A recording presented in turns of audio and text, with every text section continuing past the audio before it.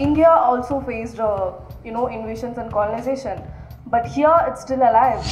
It has not been written enough in the history books, but very brutal invasions.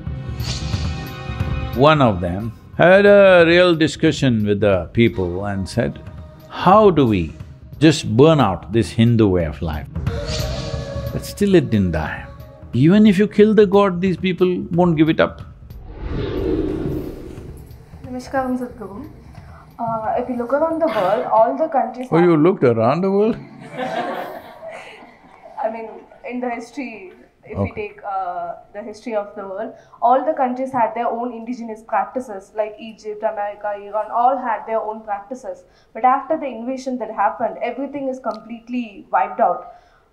India also faced, invasions and colonization, but here it's still alive. More actively, it's still alive. So, how did it manage to survive here? Like, what's that one thing that… Say, because you're still wearing a sari, that's how it survived. Thank you, Sadhguru. What's the thing that kept this culture alive for thousands of years? Thank you, Sadhguru. See, innovation is just a simple word, but when you experience it, the brutality of it is another thing. What happens in those times are unspeakable stuff, especially to women. Men get killed, they're fortunate in many ways. They get tortured sometimes, that's a little unfortunate. But generally, women get to live and they'll be tortured for the rest of their life, usually. So, invasion is not just a simple word. There are two ways of taking people and property or the world itself. One is by invasion, another is by inclusion. If you take something by inclusion, it becomes beautiful, isn't it? If you take something by invasion, it is the ugliest, unspeakable thing that you can think of, whether it's on the level of an individual or a nation or a culture or a civilization.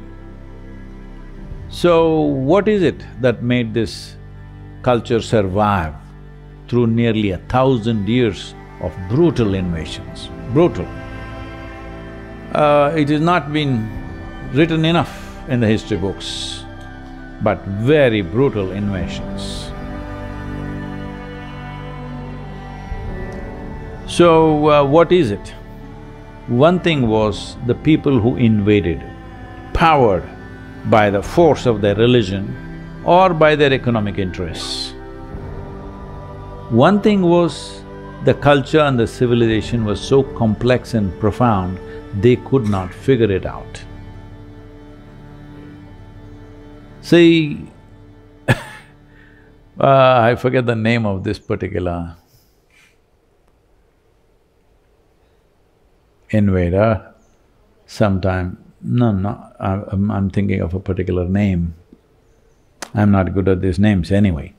So, one of them had a real discussion with the people and said, how do we just burn out this Hindu way of life, Hindu thing? Because they thought it's another religion.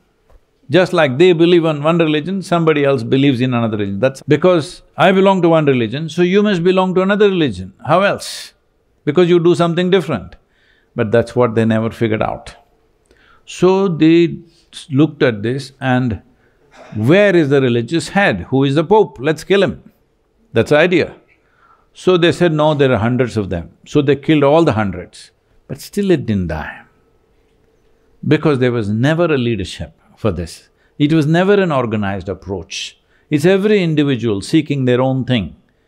And everybody accepting that. That was the only organization we had. You're worshipping the tree. I'm okay with that. She's worshipping the rock. I'm okay with that. I'm not a tree worshipper, I'm not a rock worshipper. But I got no problem. I am a sky worshipper. Somebody else doesn't worship anything. Oh, we are okay with him also. So they never figured this, because they always believed you must belong to some entity. Here people did not belong to any entity, so there was no leadership. As many people as you want you kill, but still it is on. In every home, in human hearts, what is on you can't kill it, all right? It did not need leadership, it did not need a book, it did not need an ideology, it did not need a god. That's the most important thing. So they went about demolishing temples systematically all across northern India. Southern India, you come and see, glorious temples are still here because they didn't come this far down. So you will see phenomenal temples here, you don't see that in the north because they were all largely destroyed. So even if you kill the god, these people won't give it up. You destroy the temple, they got their own little god in their home, they will worship there only. You destroy their home, they're carrying it on their body and they'll worship here only, Atmalinga they got. What do you do with these people?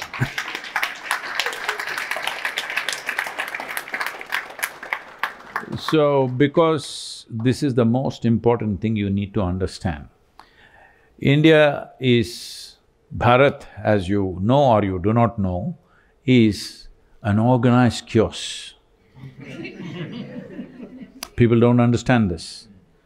So if you look at India, it looks like it's going nowhere. Because we are not like an arrow. Arrows will fly for some time and go down.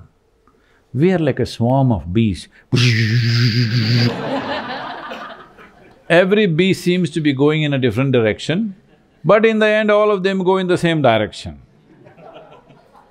It's happening very effectively.